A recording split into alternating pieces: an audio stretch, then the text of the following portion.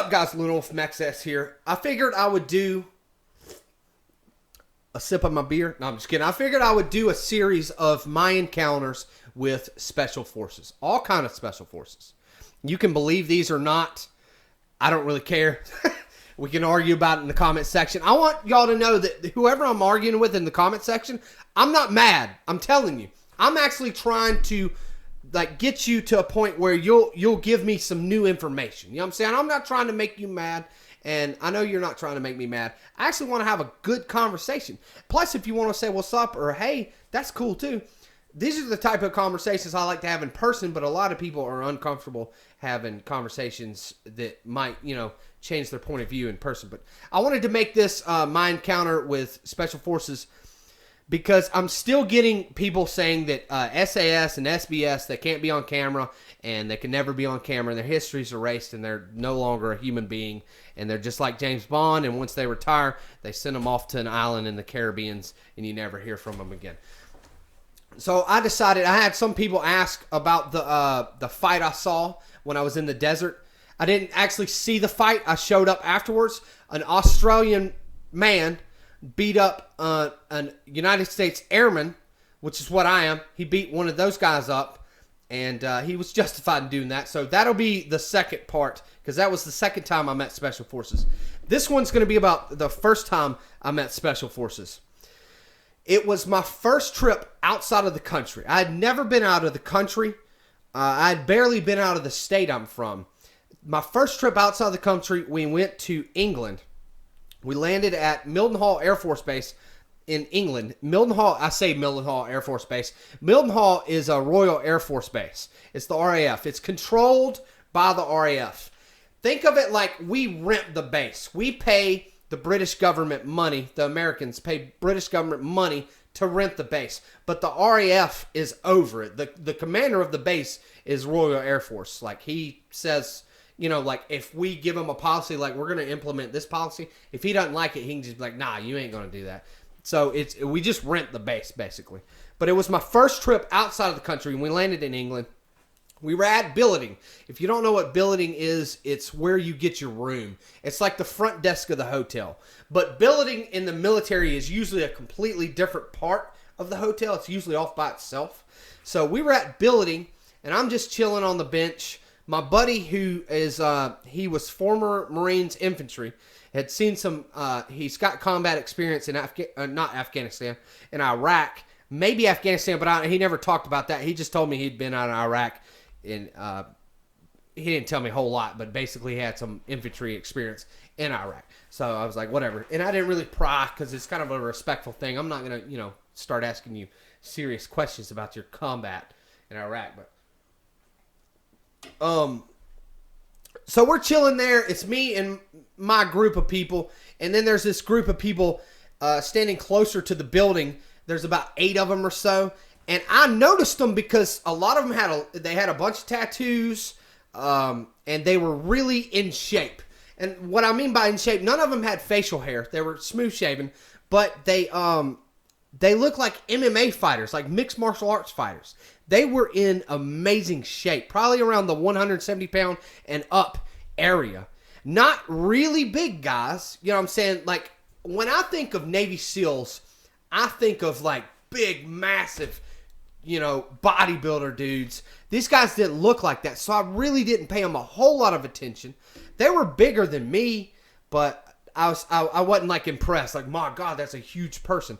But my buddy was like, he's kind of a quiet guy, real southern, real quiet. He's like, I bet those are Navy SEALs. And I was like, what? He was like, I bet those guys right there are Navy SEALs. I was like, how do you know? He's like, I've worked around Navy SEALs. I've been near Navy SEALs. I guarantee you they're Navy SEALs. I was like, no way, dude. Those aren't Navy SEALs. I've seen like the movies and stuff. Navy SEALs are like these huge freaking crazy people. Those guys aren't Navy SEALs. And he's like, I'm gonna go ask him. I'm like, you're crazy. You got like he's not I wouldn't say he's probably about 6 foot tall, really in shape. The guy who's the ex-Marine. So I was like, whatever, dude. You go talk to him. I'm not going to help you out if you get beat up. I probably would, but whatever. So he goes over and spends like 30 minutes with these guys. This is how long we're waiting to get our rooms. He spends like 30 minutes with these guys, talking with them, laughing, stuff like that. Comes back over and he says, "Yeah, they're Navy SEALs." I'm like, "How do you know?" He's like, "They said they're Navy Special Forces." I was like, "What's Navy Special Forces?" He was like, "It's the Navy SEALs."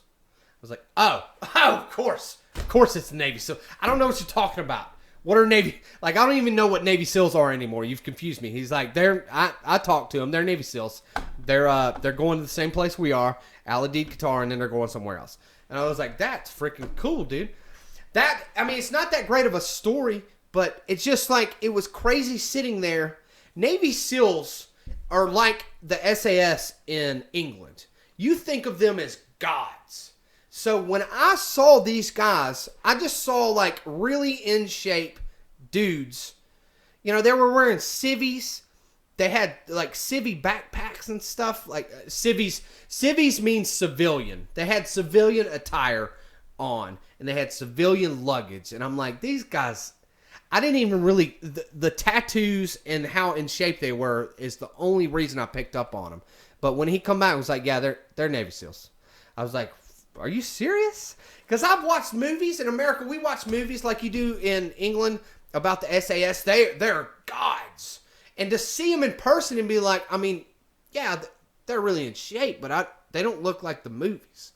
And that's because it's the movies. Nothing looks like the movies. Tom Cruise, y'all know who Tom Cruise is. He's like this tall. Like I'm sitting down and I'm taller than Tom Cruise. But in the movies, he's this big BA who beats everybody up and gets away with everything and always gets the girl. He's a tiny, tiny man. And he looks huge because it's the movies. And that's what blew me away. I said, they don't look like the movies. And he just, like, my buddy kind of laughed. Ha. Like, you idiot, it's the freaking movies. It's not, the movies aren't real.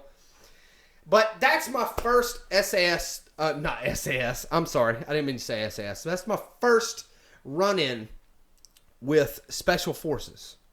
It was the Navy SEALs.